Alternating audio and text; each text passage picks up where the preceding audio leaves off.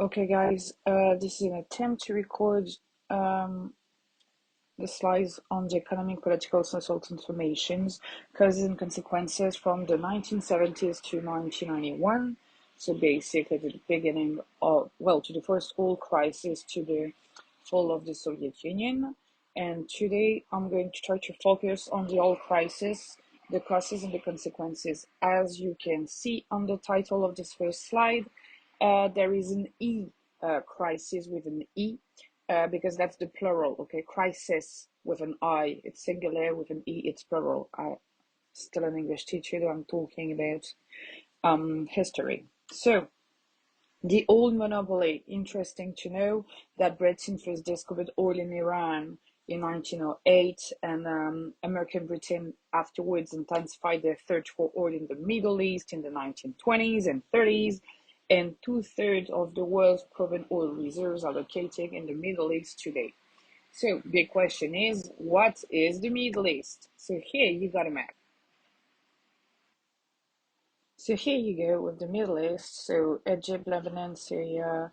You can see Israel with the little white dot in the middle, well, just next to Jordan.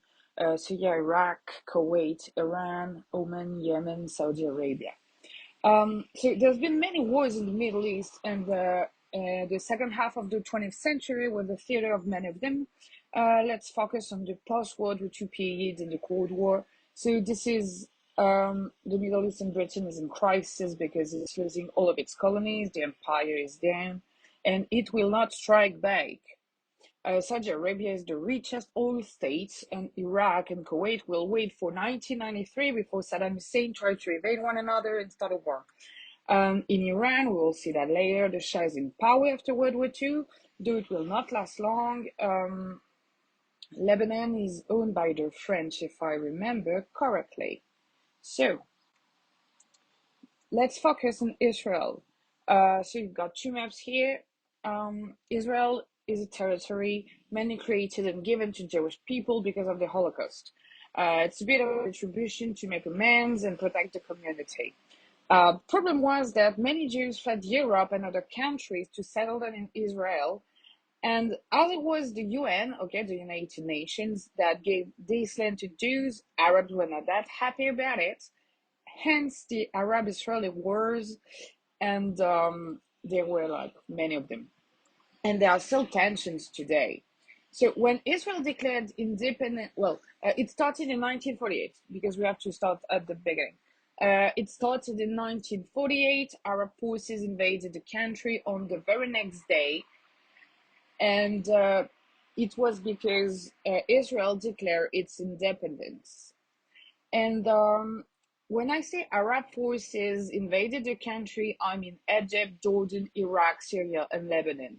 So if you remember the slide just before, each country that is around it. The Israel forces were still standing, and a frontier was created. So you can see on the maps, okay, the frontiers and everything.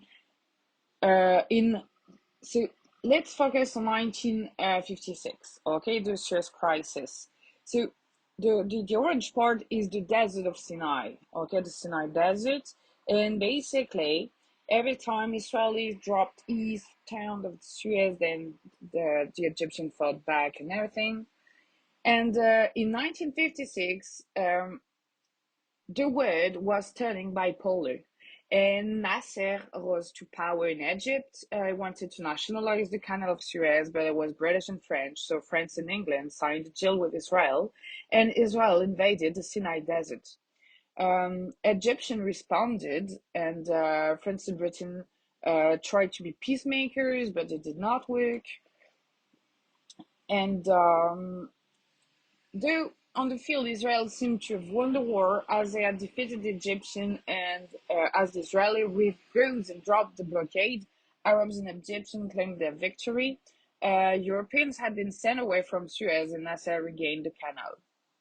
So that was the first big crisis of in 1956. Okay, you see the movement by the Israelis with the blue arrows, and what the thing is that Suez is the only link between the Mediterranean Sea and Asia. Like we've seen that, you remember when there was like this big ship that was blocked in the middle of the canal, and afterwards there were many problems because all the big ships with containers had to go around Africa to come back to Europe. So it was like so expensive. So this is why it's a really strategic point. What else about that? So, 1967, yeah, because I was like, yeah, why was it went to 1967? So, 1967, there's a new clash, and if I remember correctly, it started on Yom Kippur. Yom Kippur is a date like for Jewish people, like a holiday. A holiday in two words, holy like holy, and day like day. And so there was a 6 day war, and from June 5th to June 10th, Syria bombarded Israel, and the Israeli responded with airstrikes, and Nasser got in a fight near the Sinai border again and around the port of Elit. So you can see the in the then Israel entered destroyed the Egyptian forces, and they gained back their control over the Gaza Strip and the Sinai Peninsula, and they were in sole control of Jerusalem. And I told you something. I bullshitted you because Yom Kippur War was in the 1970s. I will come back to that later. I'm sorry. Okay, so this is why I made a mistake because the Yom Kippur War was in 1973. It's still about a holiday, and it's still about Israel and the Arab states, but it's like 6 years later. Like I'm trying to do the maths in my head. It's 6 years later, like it's 67, 73. So on October the 6th, 1973, everything changed. The thing is that Israel was caught off guard by the Egyptian forces because it was a holiday. Hence the name of the war, the Yom Kippur War. Okay. The war ended on October 26th, and the ceasefires were signed on November 11th. So you can remember these dates easily because the end of the First World War was also November 11th. So one date, two wars. You can do that. And many other agreements were signed with Syria, like in 1974. And formal peace treaty was signed on March 26, 1979. So like way after. But the thing is, what happened in between? Well, the war drew the US and the Soviets into an indirect conflict. The US were allied with Israel and the Soviets with Egypt and Arab countries. The Nasser established Egypt to be part of the Third World in 1953. So the thing is that they took oil hostage in an embargo. So the embargo is an important word here because this is what the US did against Cuba, and this is what the Arab did against the US. So, in anger over US support for Israel, most Arab states began to seek ways to punish America, and the most effective way was to damage the US economy by restricting oil production. The predominantly Arab oil cartel of the OPEC, Organization of Petroleum Exporting Countries, cut back production and raised prices, leading to a gas shortage in the US. Um, Oil was previously like $3 a barrel, and after that, it was like 10 times that, like less than a decade after. So, increased fuel costs meant less money to spend on other things, which led to a recession. So, you have to keep in mind that we are in the 70s, it's the end of the 30 glorious years, okay? So, I will talk about that later on. The thing is that it's the end of the 30 glorious. The US just lost the war in Vietnam, and there is the Watergate. Nixon is resigning, and everything is happening at the same time. And well, you add the oil to that, so crisis in America. Quick thing: what is the OPEC? So, what is the OPEC? So, this is the OPEC membership timeline. Remember, the OPEC is the Organization of Petroleum Exporting Countries, and those are the ones that started to raise the oil prices. Um, so Basically, it's increased by 70% in 1973, just like 10 days in the middle of October. And by December, it was like 110%. And as they decided that all prices would be set by the producing nations and not by the Western oil companies, most of the local oil companies in the Middle East, belonging at that time to the USA, the UK, the French, and the Dutch, were nationalized. And we will talk about that when we come to Iran and Afghanistan. The thing is that, well, Iran. Why did I say Afghanistan? Just Iran. So look here. Okay, Iran, Kuwait, Saudi Arabia, and Venezuela uh, in the 60s. Then you add Qatar, Indonesia, Libya, Algeria, Ecuador, Gabon, Nigeria, and everything. So basically, it was all over the world. It was not only about the Middle East. But what is interesting, though, is that uh, they were the ones putting the prices, which meant that for once the US did not have the monopoly or the British. So they had, so the first power basically um, was to listen to other people. And well, that changed. Okay, there was like a new order, and that's interesting. So the consequences, the most important consequence was the stagflation.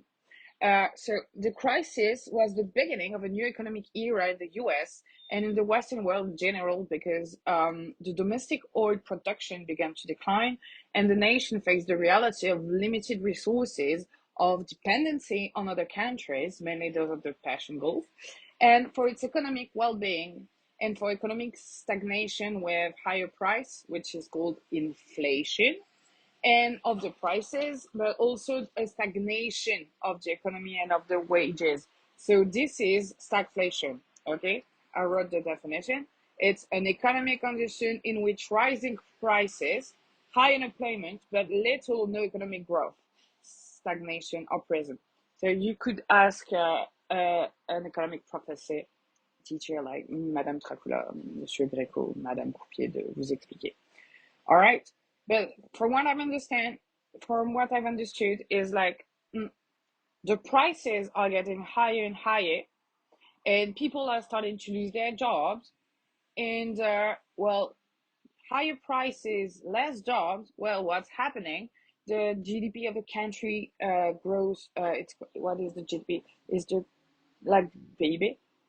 Uh, well, it cannot grow. So basically, the economy of the country is plummeting, and well, that sucks. And well, that's what happened at the end of the 70s. Okay, you know, when we say like nowadays we are in a big recession, or this is what happened in 2008 also, well, this is what we are talking about. Okay, this is a parallel situation, if it helps you to understand. But meanwhile, in Iran, so here's a little picture. This is Iran. Okay, you can see the map. And for 2,500 years, this land was ruled by a series of kings known as the Shah. When I say Shah, I mean Shah. In the 50s, the people of Iran elected Mohammad Mossadegh, a secular Democrat, as prime minister. He nationalized the British and US petroleum holdings. The goal was to return Iran's oil to its people. So the same way that Nasser nationalized the Suez Canal, he nationalized the oil supplies. And in 53, the US and Great Britain were like, no way, man. We need this oil. How do you want us to rule the world if you don't give us the power to do that? So the US and Great Britain organized a coup, and you know, when you overthrow the government, and they deposed Mossadegh, and instead they installed Reza Pahlavi as a Shah. And Mossadegh was put under house arrest and was not allowed to leave his house unless escorted by the Shah soldier. And anyway, he died in 1967. Uh, the thing is that this guy, the new Shah, was put in place by the US. Some people say that it was the CIA that orchestrated the coup and that the Shah was actually a puppet for America. But who are we to say anything? Okay, this was the case. Anyhow, uh, so it was supported by the US. Everybody knows that because the US was selling the US was selling weapons to Iran, and Iran was part of the OPEC with Iraq, Saudi Arabia, Kuwait, Venezuela. So they could raise the price of oil, make more money. So basically, the US was like, if we strike a deal, can we be friends? And well, it did not work. And the Shah at the first, well, he was like, all right. And the thing is that the people in Iran, well, they starved to death because the guy was all over the place. He bought a Concorde, the French plane, the Concorde, the one that crashed. Well, he bought one. He had like an extravagant lifestyle, and people were literally starving, and they were losing their jobs, and the population was living in poverty. And well, Iran went through an industrial revolution during the 60s and the 70s, and the middle class expanded. Almost half of the population lived in poverty. So basically, because of the nationalization, well, afterwards the US came back and people got jobs in the oil industry. But the others were like, hey, what do we do? Well, you starve to death and you do nothing. Um, the thing is that the the Shah kept power through his internal police and officers they could arrest anyone who disobeyed him, protested, wrote, spoke about Mossadegh in public, and they were trained by the CIA. Okay, that well, rumor has it they were trained by the CIA. And in 79, okay, that's when you've got the second oil crisis. In 79, the people of Iran overthrew the Shah, so new coup, okay, and it was called the Iranian Revolution. So on the picture, you see the army. Well, we are at that time, and then you see the little guy here and the guy starving. This is what was happening. You've got a guy in uniform living fully, and you've got a kid starving to death. And after that, you've got the Ayatollah Khomeini. And the guy was in exile because, well, he was not friends with the US. And after that, he came back with his death squad to find people, and he overthrew the Shah. And well, the Shah he sought asylum he was in the US, if I remember correctly, and it was with President Jimmy Carter that was like, okay, man, come home. And the Iranian afterwards, just to protest, they took hostage the U.S. embassy for like more than a year. And I remember because it's like 444 days, so it's like 3 4s. So you can remember that. And it only ended when Ronald Reagan was elected president in the 1980s. And he said he would never negotiate with terrorists who kidnap Americans, but then he secretly did it. And well, everything went well, but uh, the thing is that the neighboring country of Iraq attacked and invaded Iran, hoping for a quick and easy victory. And Iraqi leaders believe that Iran and its armed forces were disorganized because of the revolution. Well, it was not, and the goal was to secure oil again. It's about oil, and well, the war after that lasted for like almost 10 years, so that sucks. And well, the thing is that it happened in other countries nearby too.